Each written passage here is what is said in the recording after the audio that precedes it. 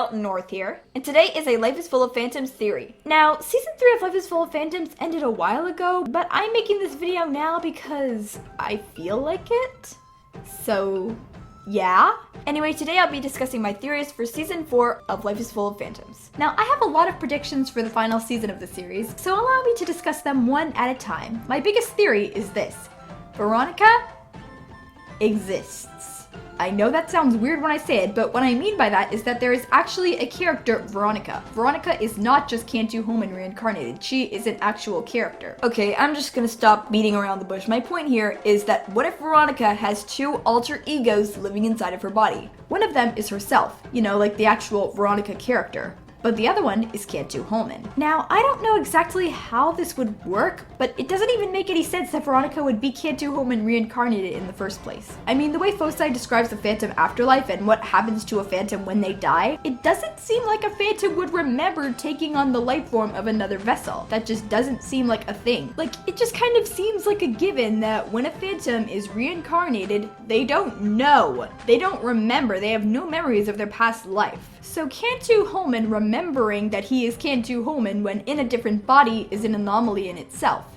So it wouldn't necessarily be impossible to think that he and Veronica are two people in one body. Because there does seem to be a legitimate Veronica character. She has a description, she has like an elaborate story, she wants to start a rebellion, she's Peiko's abusive girlfriend. But yeah, I just don't think that such an elaborate character with motives and connections to the other characters would simply be a reincarnated version of another character. Also, I could be wrong on this, but it doesn't seem like Veronica's voice actress plays her in this particular scene. After Veronica is revealed to be Cantu Homan, Ellipsity seems to be the one voicing her, using a similar voice editor to the one that he uses for Lady Rosalia. Why would Ellipsity get a voice actress to play Veronica if she's only gonna be Veronica for one scene? I mean, if Veronica really is just Cantu Homan reincarnated, then Veronica is a non-existent character. Veronica is a fake identity that doesn't exist, and with how elaborate her character is and the fact that she has a voice actress, that just doesn't seem very likely to me. Also, why would Dr. Homan wait so long before going to his laboratory? Couldn't Veronica have just found a way to open a hatch?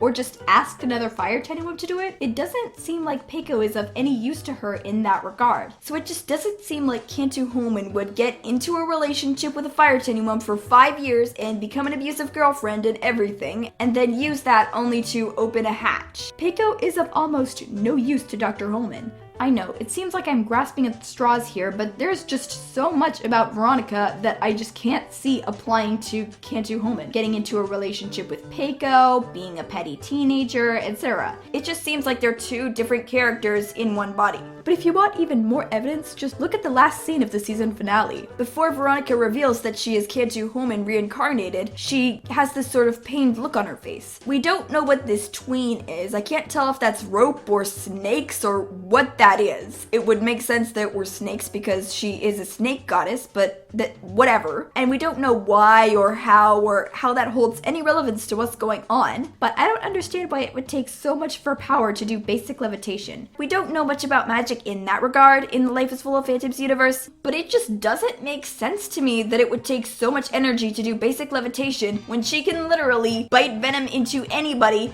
and lay snake eggs on anybody, which is really gross. Why would levitation be a challenge for her? And what is she even doing? This leads me to believe that maybe she's not levitating. Maybe those moving things are completely irrelevant. Maybe the pained expression on her face is because she's trying to fight for control of her mind. Allow me to explain. It will make sense that both of their souls were constantly fighting for control. And this is Veronica trying to regain control of her body. Just before that tween is when we first see her as Cantu Homan. Her voice changes and she says, "You fools," as if it's Cantu Homan who's suddenly in charge of her body. So he gains full control of her, and that's when he says all his other lines and everything and all that good stuff. But my point is, it just all seems to add up that Veronica and Dr. Homan are two people in one person, if that makes any sense. But yeah, that's my main theory in this video. I do want to talk about some other theories, mostly in terms of character development and things like that. We know that the 4th and final season of the series is based on moving on and getting over pain. So there will probably be a lot of character development. So let's discuss some of the individual characters and what I think their character development will be. First up,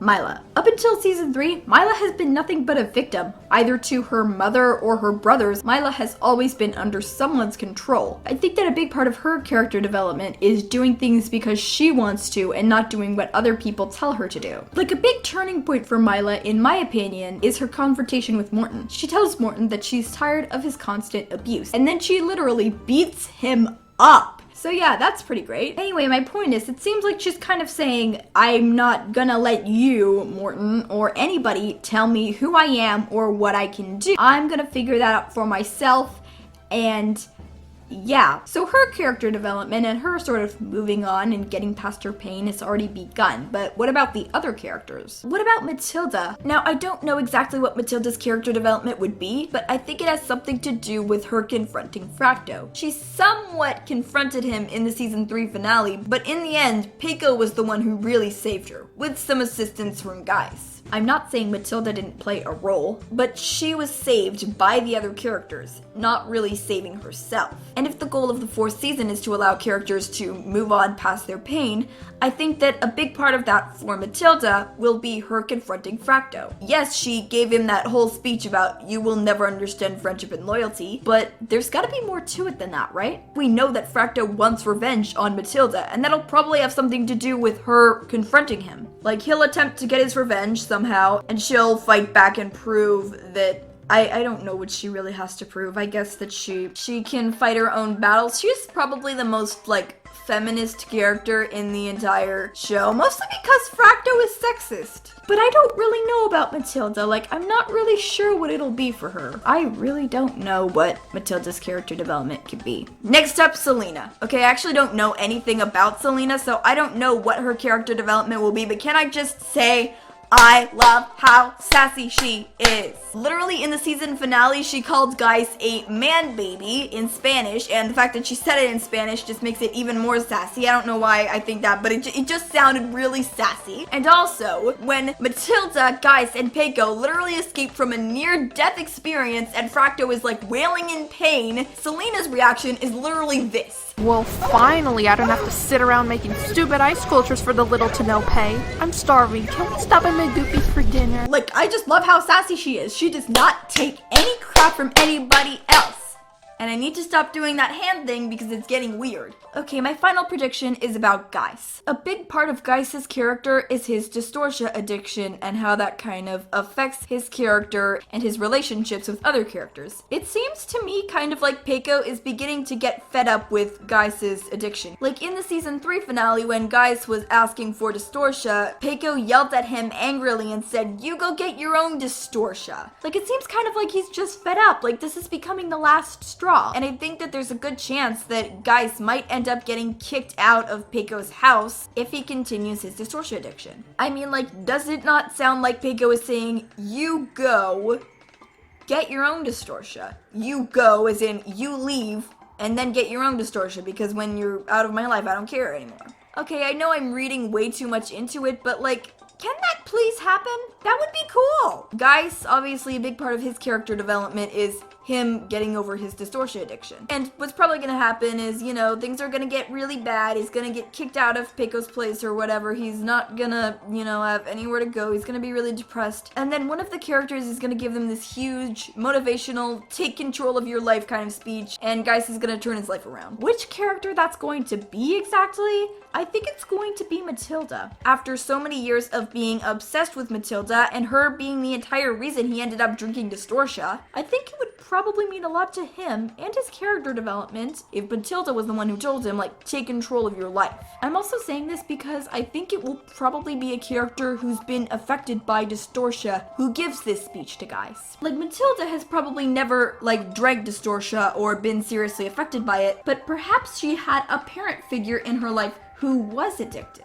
We know Matilda's parents are dead, but we don't know exactly what they were like when they were alive. That's an interesting backstory that we're probably going to see in the 4th season. Like, Matilda even says to Fracto, you don't know anything about me and you never will. Like, you don't know what I've been through in my life, things like that. Like, you don't know my past story. So it really seems like we're going to get to see more of what happened to Matilda when her parents were alive and what they were like and stuff, and it's very possible that one of them was a Distortia addict, and maybe because of that she ends up giving guys this like whole motivational speech about, you know, turn your life around. It would be really great if that was her. I think that would be really cool. Also, however, I think it would be interesting if it were Veronica. I mean, I think that Veronica, if she is a real character and not just Cantu Holman, could be redeemable. I mean, so far, we've seen multiple cases of abusive girlfriends or abusive partners in the series. Scarletta abused Foci, Lexi abused Milo, even if it was less direct, she still kind of abused him. It would be interesting if we could, for once,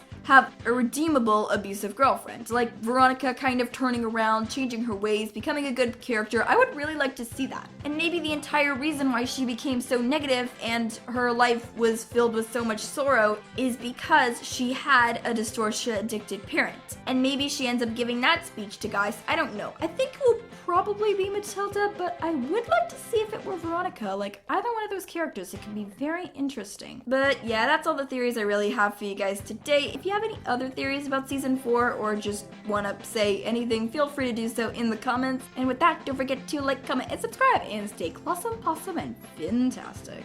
See you all next time. Bye!